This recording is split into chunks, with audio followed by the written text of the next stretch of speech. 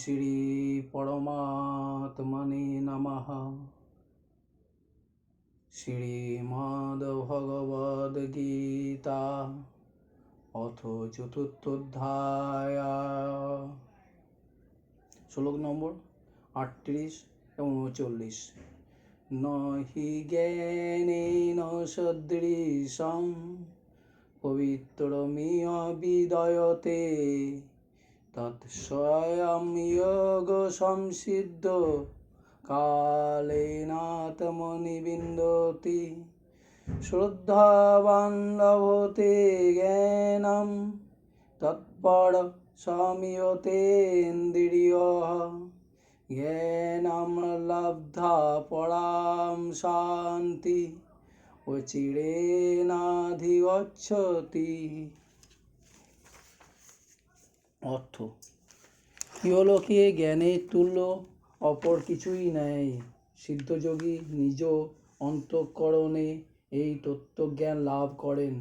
শ্রদ্ধাবান জিতেন্দ্রিয় একনিষ্ঠ ব্যক্তি আত্মজ্ঞান লাভে শীঘ্রই পরম শান্তি লাভ করেন। ভাবার্থ: পরমাত্মা হলেন পবিত্রতম, তিনি সকল পবিত্র হতেও পবিত্র।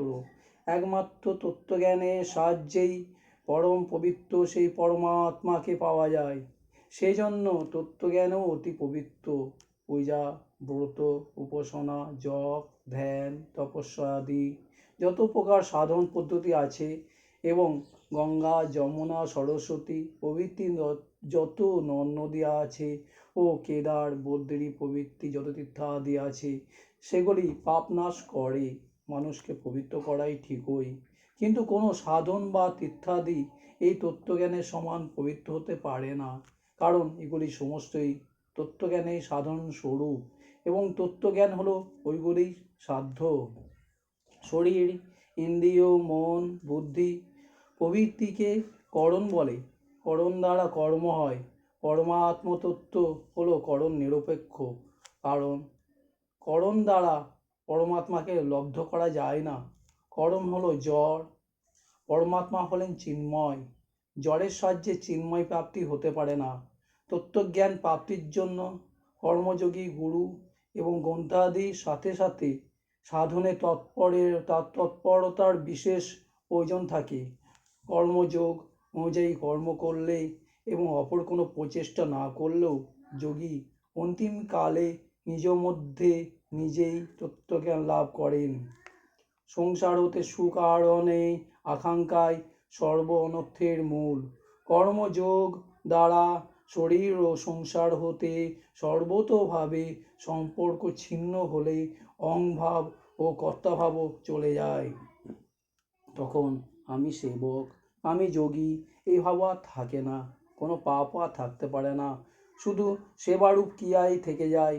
ওই সেবাকর্ম ও অকর্মে পরিণত হয়ে এক মহাপবিত্র ভাবকে উৎপন্ন করে। এই অবস্থাকে বলে সম্যক সিদ্ধি বা যোগ সিদ্ধি। এই চরম অবস্থাতে উন্নীত কর্মযোগীকে বলা হয় যোগ রূঢ়। এই যোগ রূঢ় অবস্থাতে তত্ত্বজ্ঞান উপলব্ধ হয়। সংসার হতে সমস্ত সম্পর্ক ছিন্ন হয়ে যায়, সকল বন্ধন মুক্ত হয়ে যায়। ইন্দ্রিয়গুলি যার বশীভূত বা সংযত হয়েছে তাকে সংযতেন্দ্রিয় বলে।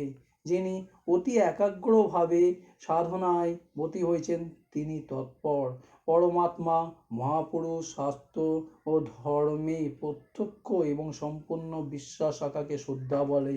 পরমাত্ম তত্ত্ব যতক্ষণ পর্যন্ত না অনুভব প্রকাশ পায় ততক্ষণ প্রত্যক্ষ প্রমাণের থেকেও অধিক পরিমাণে পরমাত্মাতে বিশ্বাস রাখতে হয়।